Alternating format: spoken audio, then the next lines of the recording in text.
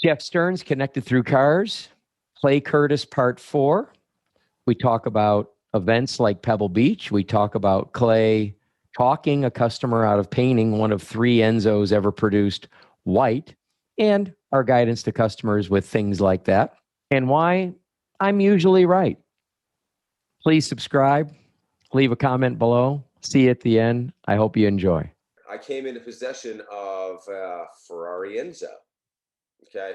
So they made only 399 of those Ferrari Enzos. Out of all of them, they were all red except for 7 yellows, 3 blacks. For all you fact checkers out there, I may be off by a car or 2. Jeff was right. We'll be on your tune. That's all. Look. Jeff Stearns, Connected Through Cars. If they're bigwigs, we'll have them on the show. And yes, we'll talk about cars and everything else. Here he is now, Jeff Stearns. We used to go out to Pebble Beach all the time for the Concours show, right? As you go out there every year, you know, there's a different trend and different manufacturer that they highlight at Pebble Beach, right? So this year was Ferrari. And we were doing a drive just down the PCH, the Pacific Coast Highway for all of you, and saw some lady that was doing a photo shoot with all of her cars. And they were all white. A Lamborghini Murcielago, you know, a 430 Scudiera, like all the hottest stuff, white. And she was doing like a photo shoot over the thing. So I told my buddy who was with me, stop, I want to meet this person. There's got to be something going on, right? So we meet, we exchange cell phones, you know, I give her platitudes about how much I love her collection of white cars. Like that's her thing. That's what she's known for, right? A year later, I came into possession of Ferrari Enzo. Okay. So they made only 399 of those Ferrari Enzos. Out of all of them, they were all red except for 7 yellows, 3 blacks. For all you fact checkers out there, I may be off by a car or 2, but for the most part, you get the thing. So I had a black Enzo. She wanted the Enzo. So she called, and we were in negotiations, and she says, Clay, how much do you think it's going to cost me to paint the black Enzo white? And I was like, Mrs. X, if you paint this car from factory, and it's one of only 3 black Enzos that were ever made from factory, you'll lose more than 50% of the value. The car will be unsellable, and you will probably be like ridiculed for life. You know, like didn't get into that. And she's like, well, all my stuff is white. She was very adamant about it. All my stuff is white. I must have white cars. So one of the things I noticed when she was doing her photo shoot is that every single one of her cars has a vanity plate. She names all of her cars. So I wasn't going to sell her the car if she was going to paint this thing black. I mean, paint it white from black. I'm not doing it. So we're in negotiations. She's adamant about it. She's adamant. So my close was this. For every flock of sheep, you like these vanity plates. For every flock of sheep, they have an outlier. I was like, so maybe the plate on the black Enzo should be BLK SHP. And she's like, what do you mean? Black sheep. Every flock has a black sheep in it. She looks at me, says, send me your wiring instructions. I'll take it. How much was this car? 1.85. But I think I haven't been in the game in a little bit, but I believe she still has it. I believe it's still in her possession. And it truly, out of all the black Enzos, one was wrecked by Don Cheadle or whatever that guy's name is. He was driving like his producer's one in a track somewhere and wrecked it out. It's done and gone. The other one's mild out. I think it's been painted a couple times. This one was the primest one in black. So she should be very happy with that. But yeah, so, and I think I have one other story. And there was a particular pro wrestler that's rather large. So he came into the dealership because a lot of those guys lived around town. And he was adamant he wanted a Ferrari. I want a Ferrari. I'm like, your lats are so wide and you're so muscular. These Ferraris are made for little Italian boy men. I was like, you are a man's man. I'm like, you will not be able to fit in this thing. He goes, oh, I'll fit. So I try to talk about it. I'm trying to put him in a Bentley. I'm like, a Bentley is much more like user-friendly. You have much more space. It still has the same power. He wouldn't have anything to do with it. And I said, okay, I'm going to sell you, it's a 360 Spider. I'm going to sell you this 360. It's like, but when you trade it into me in 3 months, because you can't stand being in it because you're getting your entire back pinched, I was like, you're probably going to lose like, significant amount of money. I'll never get rid of it. Okay. 3 months later, I need to get rid of this car. How many times, I'm going to flip the tables on you a little bit. You're asking me about client stories. How many times, and I'd love to hear a story from you about how you had warned a client, you had pre-primed a client that was making maybe not the most rational decision, or maybe not choosing what was best for their particular situation, time, size, whatever it may be, and that you had to deal with that. You have any of those? Yeah, I do. But it's interesting because for the listener that's not in the car business, we did spend a lot of our time talking people out of stuff. Yes. We did. And I mean, are we good souls? I'd like to think we're good souls. Yes. But a lot of it was a little bit of relationship preservation, because these people were so active trading and referred so many people that if you put them in something that they were going to get hurt on, there's no sense. You knew it was coming back to you anyway. All we wanted to do is shear that sheep just a little. We didn't want to gut any of them. We wanted to keep that sheep coming back and just shear. What's that old saying again? Pigs get fed, hogs get fed. Don't be a chazer. Customer who's an ATM repairman in Chicago wins the lottery. You know who it is or no? I do. Okay. Starts buying Cadillacs. Eventually makes his way over to the exotic building and starts dealing with me. The inevitable.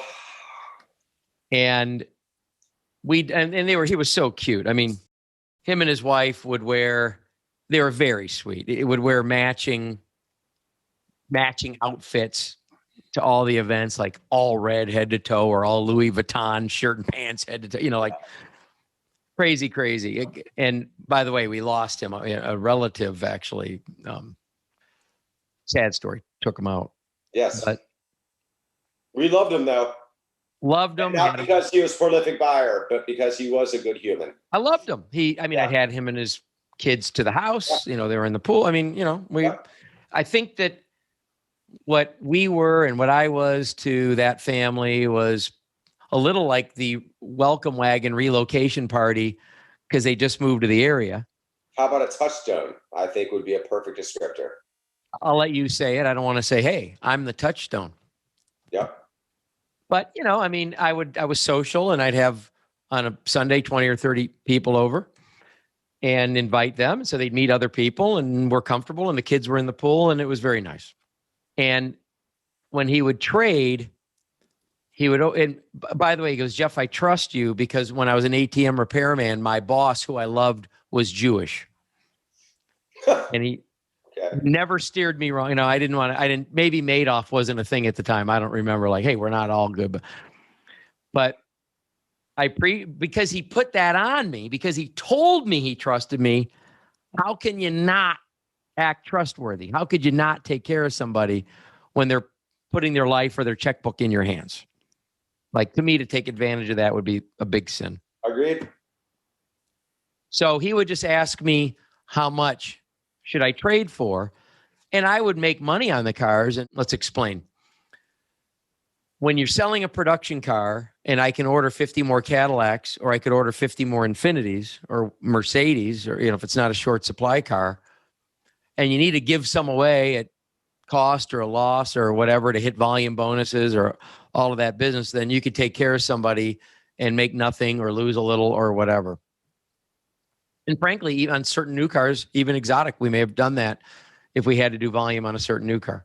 What about hitting marks from Rolls or Bentley? I mean, we would sell zeros, zero deals to hit, Well, so production what point. Clay's talking about is volume targets that the manufacturer would give you, coupled with customer satisfaction levels and how you did in your selling into your own territory and this sort of thing. Okay. So there'd be reasons in new cars other than the profit on that specific sale that you would want to do volume. But if it was on a pre-owned car, we'd spend weeks and months and years trying to obtain certain pre-owned cars. You can't order them from the factory if it's a certain color combination or a certain odometer or whatever it was. They only made X amount of them. Right. So, and when you go out of your mind trying to get that certain 5,000 mile with all the keys and the books and tools and records Testarossa that's never had any paint repair and still smells new, you can't sell it for $100 profit. I mean, now the other guy's happy that you sold it to, but now you spend another year and a half to get another one like that. Okay. Yeah.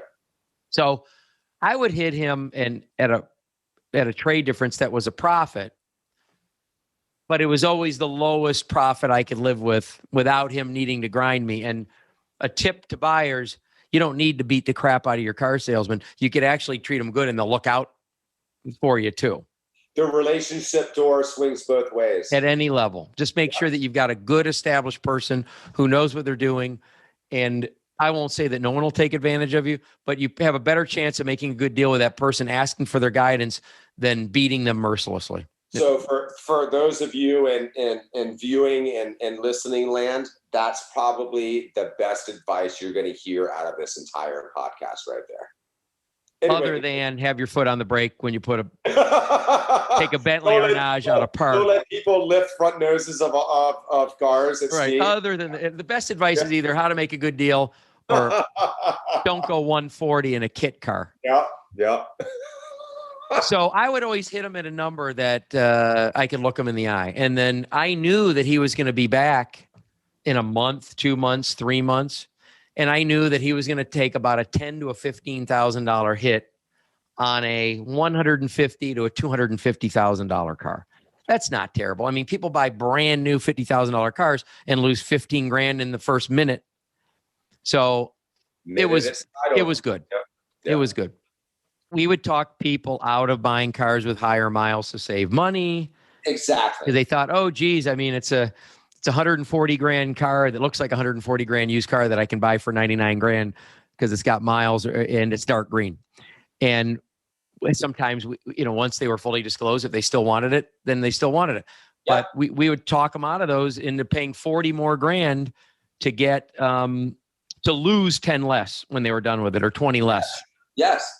Well, so that, honestly, I think that at the end of the day, for all the listeners out there, if and when you get to the point where you're able to procure these types of automobiles that Mr. Stearns and I have dealt with on multiple occasions, I mean, the key for you is to find a person that's real and will take care of you, because truly that's how we did what we did.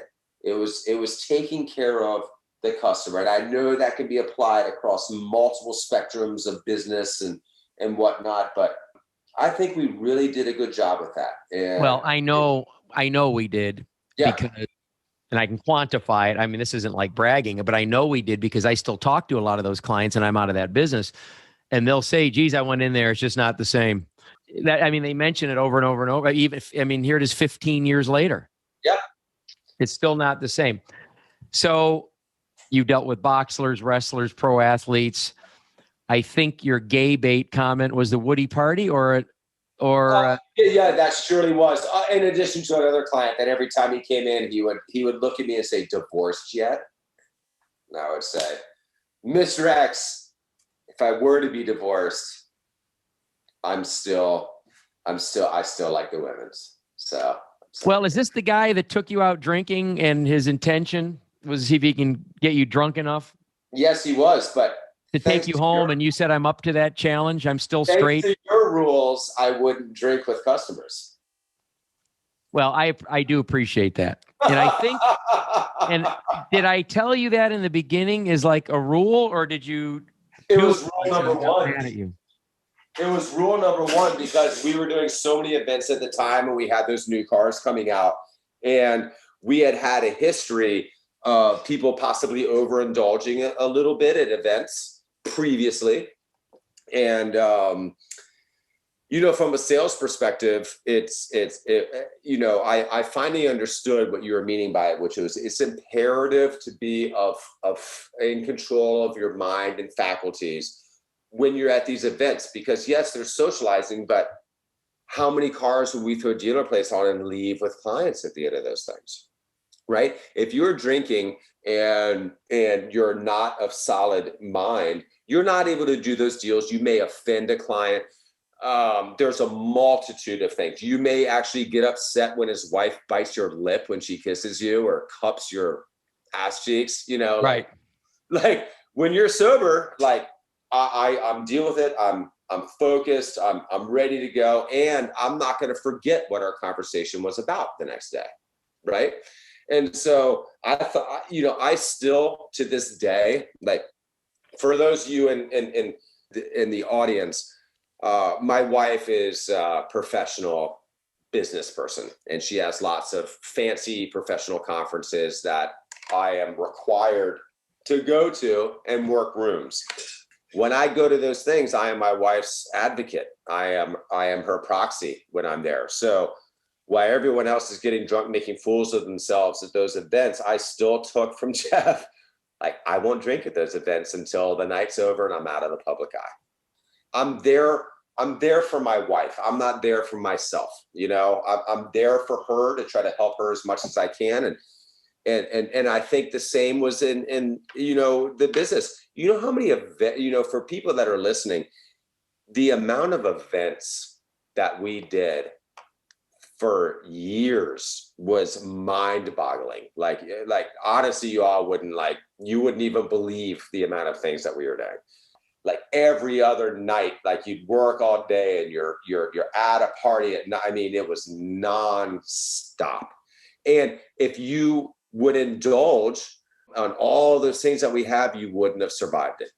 So again, another thing, audience, I'm going to take this podcast back over right now and give you a little heads up here, is that for the 2 years that me and Mr. Stearns were together, I probably learned the most life lessons in that small 2-year period than I have from anybody else at any length of time. For those of you that are listening and will continue to listen to this podcast, there's a lot of gold in the words that come out of this gentleman's mouth.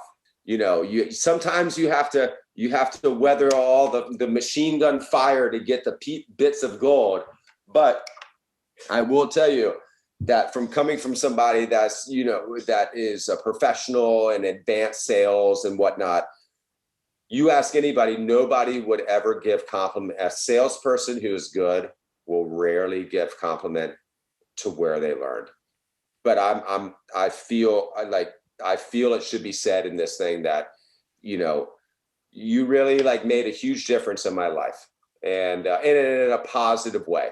I wouldn't be the person I am today if it wasn't for the experiences I had along with you, but also with just the guidance and and the mentoring. I was young, dumb, and stupid. I mean, no one ever guided me before, and every day, I honestly, something comes out of my mouth that is my family refers to it as a sternism.